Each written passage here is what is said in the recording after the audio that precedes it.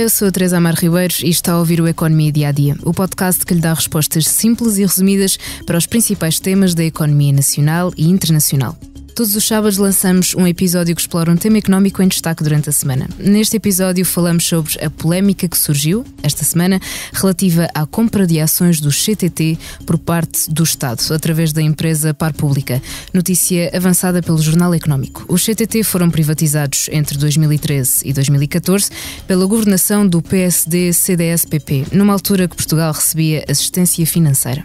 Já a compra de ações aconteceu entre 2020 e 2021, anos de pandemia, e o negócio era desconhecido publicamente até agora. A autorização da compra de 0,24% em ações do CTT foi emitida pelo Ministério das Finanças à data com João Leão como ministro. Como não chegava aos 2% de ações, não era obrigatório comunicar a compra ao mercado e, por isso, João Leão pediu segredo, mas agora foi descoberto e surgiram algumas dúvidas. Para falar sobre este tema, convidamos o jornalista Diogo Cavaleiro, que tem acompanhado o tema. Olá, Diogo, obrigada por te juntares a nós. Olá, viva. Antes de começarmos a nossa conversa, vamos ouvir o Primeiro-Ministro António Costa em declarações aos jornalistas esta quinta-feira. Nós estávamos numa fase onde estava a chegar ao seu termo o contrato de concessão. O contrato de concessão tinha que ser renovado e, portanto, por cautela, entendemos que era de bom senso o Estado ter uma participação no capital. A operação não foi mantida em segredo, porque os CTT são uma empresa cotada. As ações foram compradas em bolsa, de forma mais pública não há. O que é que não foi revelado publicamente, comunicado publicamente? A intenção do Estado de comprar, mas por uma razão óbvia. Porque no dia em que o Estado anunciasse que pretendia comprar ações do CTT, o que é que ia acontecer? As ações do CTT começavam a aumentar o preço e, portanto, aquilo que nós teríamos de pagar pela compra das ações era muito superior àquilo que tivemos que pagar pela compra das ações. Já visitou hoje o BPI Expresso Imobiliário? Agora pode calcular o valor da sua propriedade e guardar a documentação da sua casa e do recheio numa nova área pessoal única no mercado. E ainda ficar a saber quanto pode pagar por uma casa, localizá-la com uma pesquisa por polígonos e conhecer as soluções de crédito habitação BPI. bpiexpressoimobiliario.pt. Quem compra e quem vende na mesma página. Diogo, António Costa, o ainda Primeiro-Ministro, justificou a não comunicação desta compra por um, chamemos-lhe, jogo de mercado, para que o valor das ações não subisse logo após o anúncio de interesse do Estado. Qual é que é a tua leitura destas declarações de António Costa? Quando olhamos para o tema parece um bocado aqui uma coisa, parece que não faz muito sentido estamos a discutir outra vez muito o passado sobre um tema que na verdade já se sabia alguma coisa. Sim. Tenho à minha frente uma notícia aberta de novembro de 2020. O título diz: ações do CTT sobem mais de 4% após PS admitir controle parcial da cotada. Portanto, na verdade não era segredo nenhum que o PS nesta altura estava ou assumia a possibilidade de vir a ter uma posição acionista no CTT. Já se sabia, na altura até se falava na nacionalização, porque era uma coisa pretendida pelos parceiros da Geringonça, que queriam o controle total do CTT, invertendo a privatização 2013, que tinha acontecido. 2014. Portanto, recordar que nesta altura a parte da recuperação dos rendimentos cortados no tempo da Troika já tinha sido essa parte do trabalho já tinha sido feita pela Geringonça. Portanto, obviamente que depois agora os parceiros da Geringonça procuravam outros que se vissem cumpridas outras partes dos seus programas, mas a verdade é que em 2021, que é quando avançam estas compras de ações, o Bloco de Esquerda já não estava do lado do PS, portanto já tinha chumbado o primeiro orçamento, portanto só o PCP é que estava deste lado. Aquilo que António Costa diz relativamente ao segredo é verdade num aspecto, que é, não é verdade porque se sabia que havia a intenção. Agora, nunca foi anunciado que tudo se estava a concretizar, que estava a haver a concretização desta posição, nem nunca para evitar este dito. Aumento. Sim, eu consigo perceber esse argumento de que se está a comprar em bolsa, se o objetivo é comprar em bolsa, não quer aumentar, mas a verdade é que a partir do momento em que chegasse aos 2%, que era a regra que existia na altura, no verão de 2021, a partir do momento em que isso chegasse, saber se ia custar, era acionista, porque era obrigatório informar a Comissão do Mercado de Valores Mobiliários de que a par pública teria alcançado essa fasquia. A não ser que o Estado utilizasse não sei quantas empresas do Estado a comprarem 1,99% para impedir que fosse público, a partir dos 2% já se ia saber que essas aquisições estavam a ser feitas. Portanto, a tendência seria para, havendo um acionista comprador, a tendência seria para que os preços das ações subissem efetivamente. Mas pronto, na verdade as ações subiram de tal modo que fizeram com que o Estado nem andasse a comprar as ações, porque João Leão, quando autoriza a compra, também põe um teto no valor das ações que podem ser adquiridas em bolsa, e determinou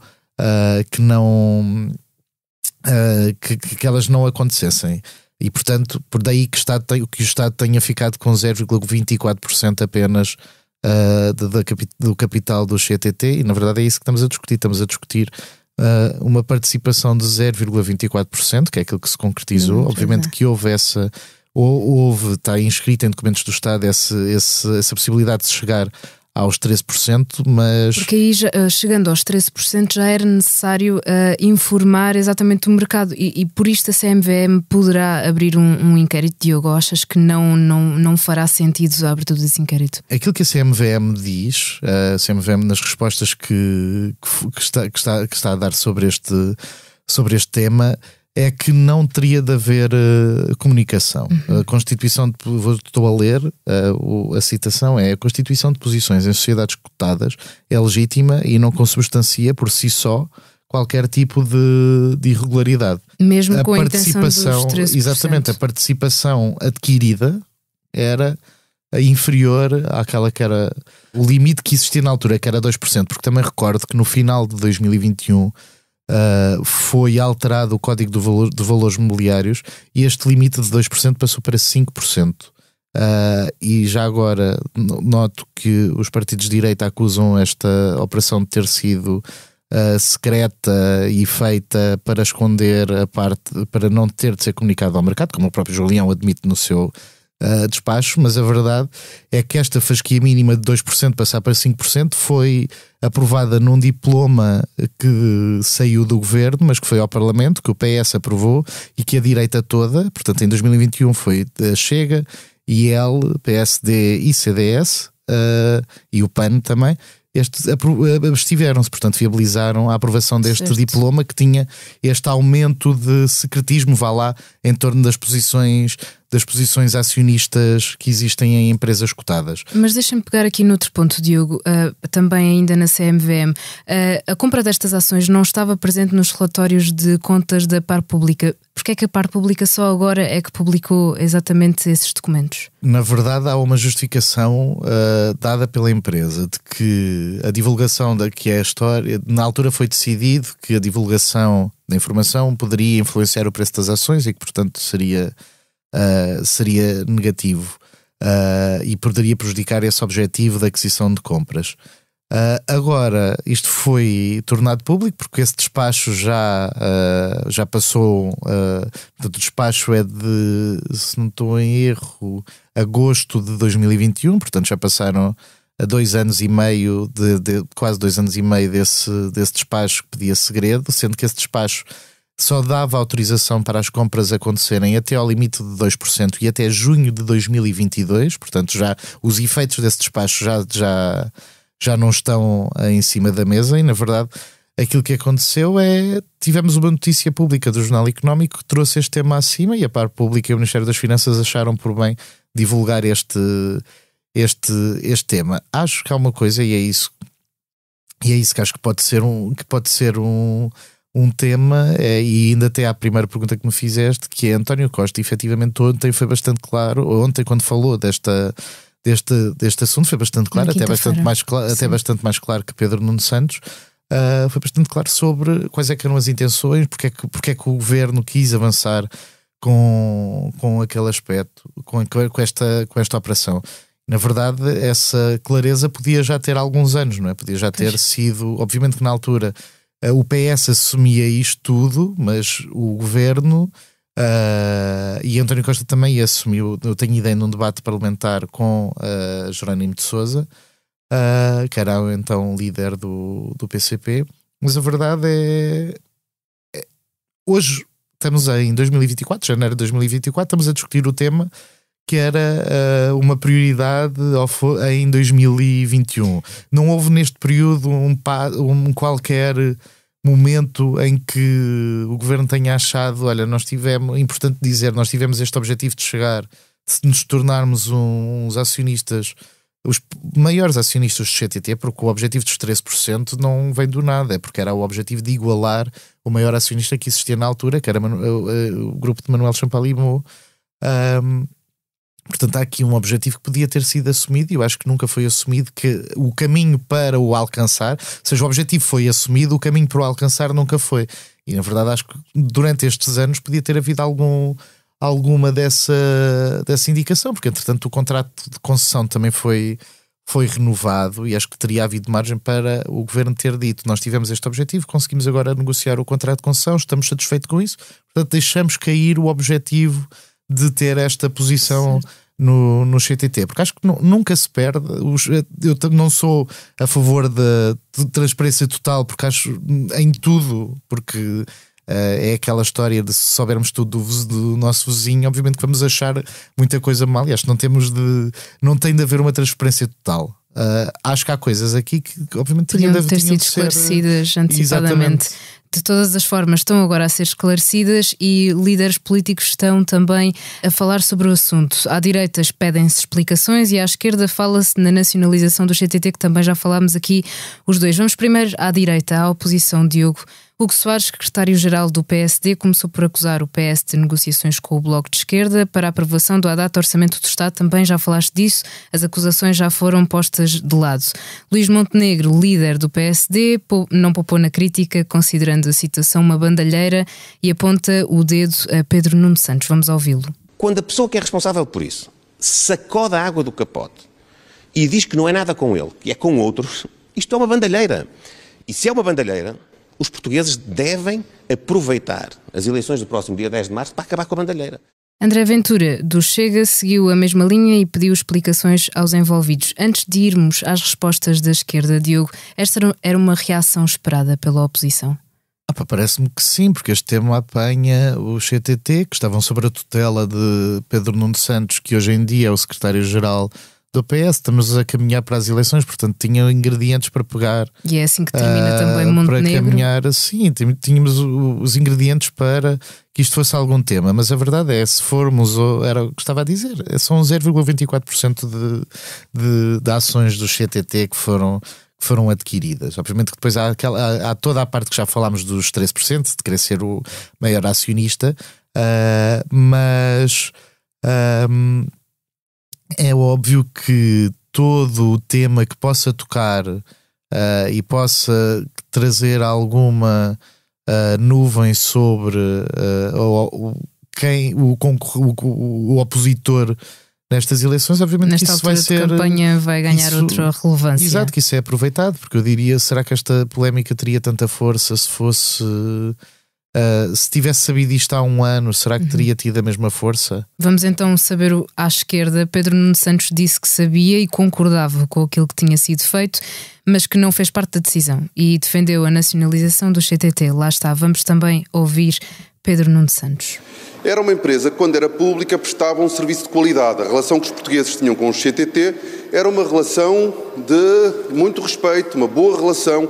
Os portugueses gostavam do CTT, tinham um carinho pelo CTT. Hoje os CTT são uma empresa que não cumpre os indicadores de qualidade a que está sujeita. É alvo, muitas vezes, de multas por parte da ANACOM, de muitas queixas por parte dos cidadãos. Hoje os CTT privados não prestam o serviço com a mesma qualidade que prestavam quando eram uma empresa pública. Tal como Pedro Nuno Santos, Catarina Martins, ex-coordenadora do Bloco de Esquerda, também é favorável ao regresso do CTT como empresa pública, e Mariana Mortágua, coordenadora atual do Bloco, alegou desconhecimento desta compra. O PCP disse que sabia da compra das ações.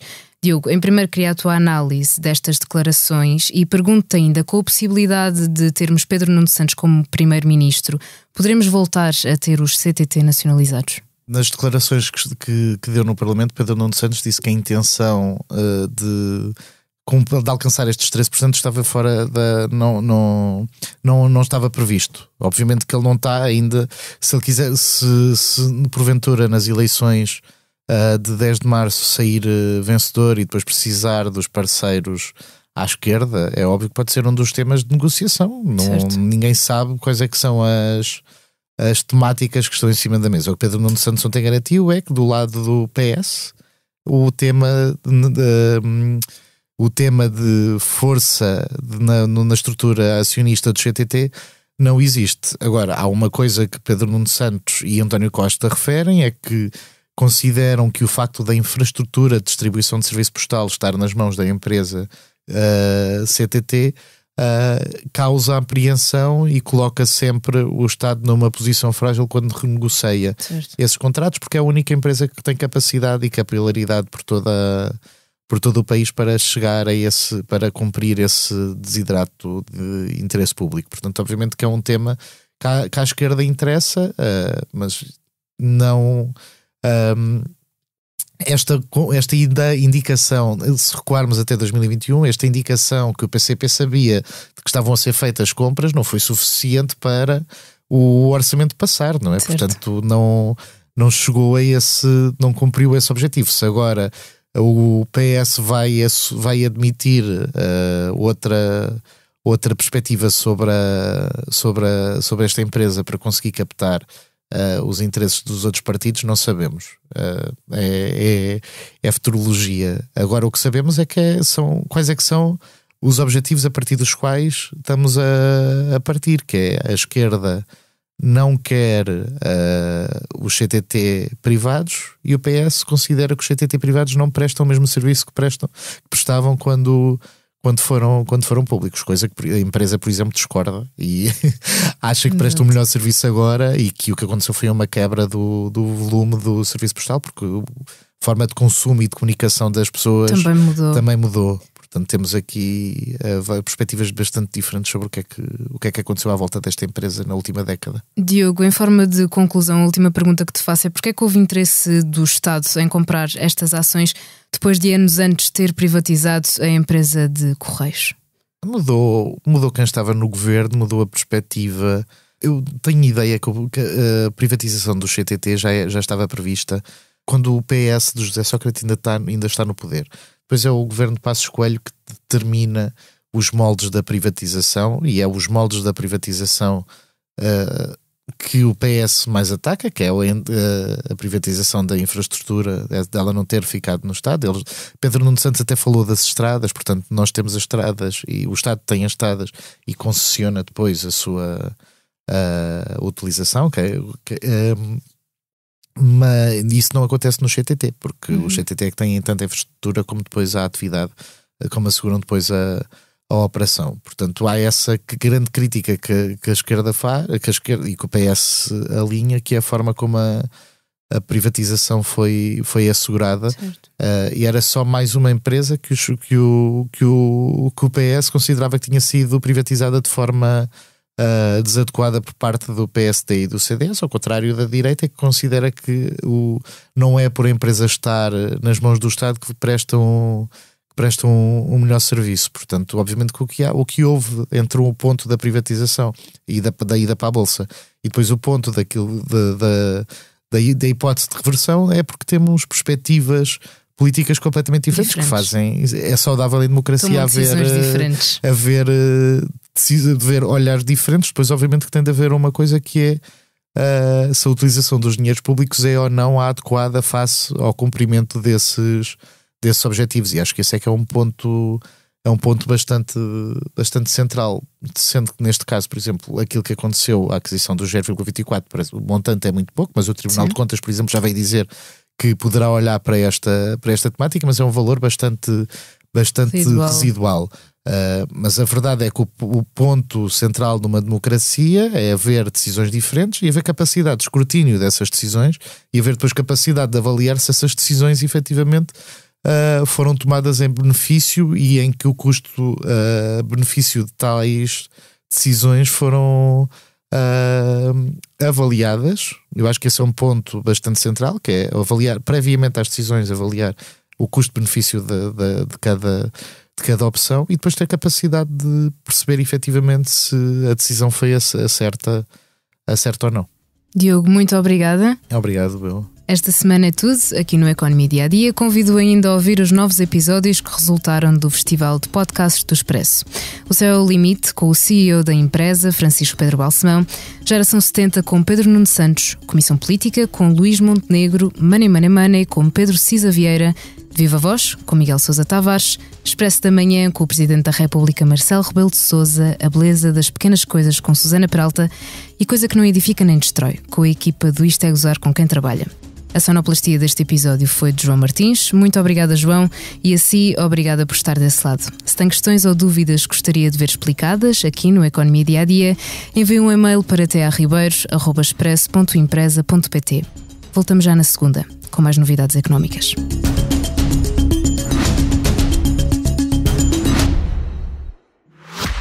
Já visitou hoje o BPI Expresso Imobiliário?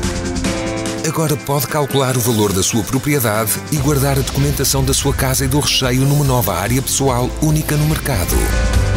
E ainda ficar a saber quanto pode pagar por uma casa, localizá-la com uma pesquisa por polígonos e conhecer as soluções de crédito habitação BPI. BPI Expresso Imobiliário.pt. Quem compra e quem vende na mesma página.